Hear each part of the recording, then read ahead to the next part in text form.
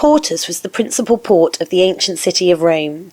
It was the gateway to the Mediterranean for most of the imperial period, from the 1st century BC until the 5th century AD. The port played a key role in supplying food, slaves, animals, marble, and all manner of luxury goods from across the Mediterranean, North Africa, and beyond, to the citizens of Rome.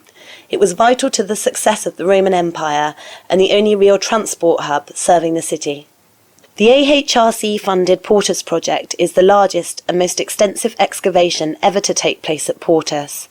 Led by academics from the University of Southampton, the project also involves an international collaboration between the British School at Rome and several other UK and Italian institutions.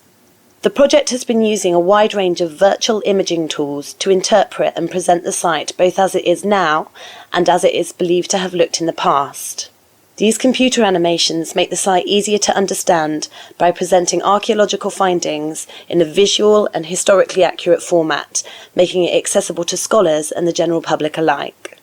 Some of the most exciting finds of the excavation include the remains of a large Roman warehouse and an amphitheatre. The team has also uncovered what has been identified as an imperial palace, which is likely to have played host to renowned emperors such as Hadrian. Portus must be one of the most important archaeological sites in the world. It must be up there with Stonehenge, with Machu Picchu, with Angkor Wat, major sites, unique sites like that. There was only one ancient Rome, and Rome only really had one imperial port. Portus was that port. And the great thing about Portus is that much of it has been preserved, most of it has been preserved, and there's an awful lot of more work that can be done there.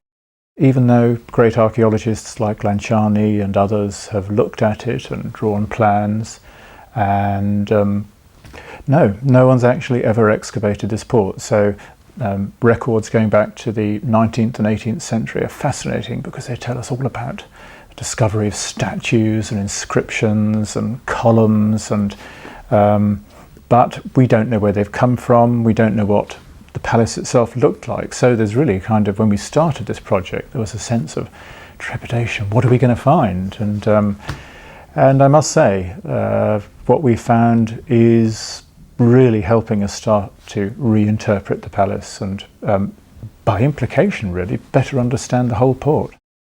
Something which we had not expected to find, which was a large oval building, which we've interpreted as an amphitheatre.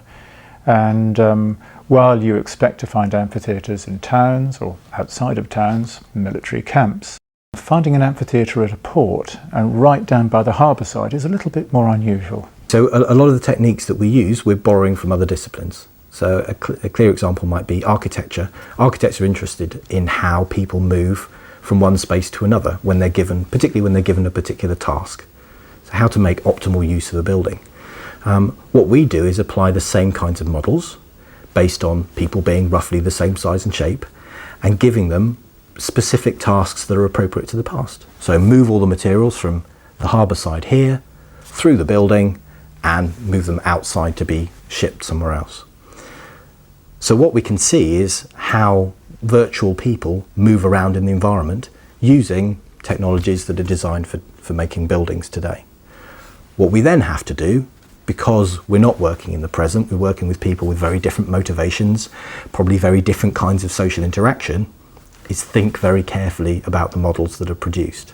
But at least doing that modelling gives us a new starting point more than you get simply from the archaeological remains that we have available to us.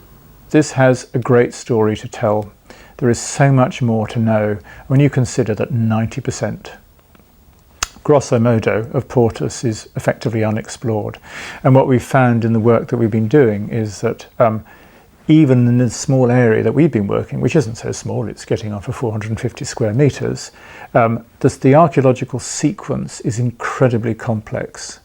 And that reflects a fantastic dynamism of development. An awful lot was going on at this port.